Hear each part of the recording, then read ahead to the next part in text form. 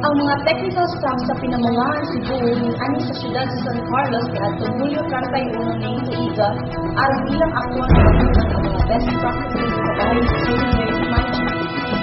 Sa paghinabi sa Dateline News Team uban kang Engineer Gina Soberano, Municipal Engineer, siya mitugan nga ang ilang tuyo dinhi sa San Carlos mao ang aktual nga pagtuon sa environmental program sa siyudad sa San Carlos ug ilabi na ang pagsusi sa sanitary landfill.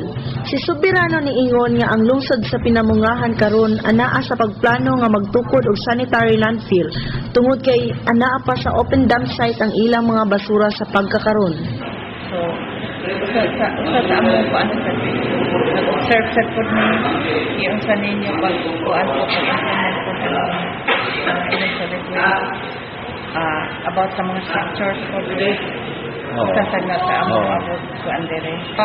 Karon sir, na namin nagsuko.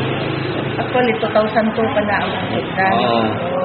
And then, sila pagputong ba. So, karon ang Office of the MPDC, same time, bahin sa mga structure, ari-ari sa kuwasa kung pinaka-office sa municipal.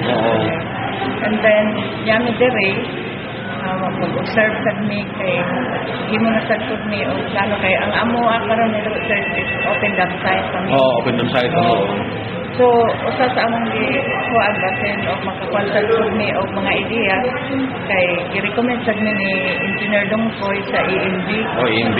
Siya mo encourage siya mo nag-invitar ko sa among mayor na mas maayo ang mga technical staff mo bisita dito sa San Carlos.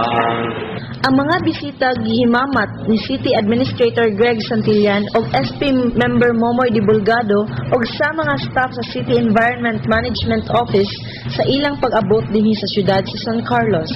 Si Engineer Arthur Batumalake sa City Environment Management Office maoy ning pasabot kabahin sa environmental program sa San Carlos ngadto sa mga bisita ug maoy ning tubag sa tanan nga mga pangutana.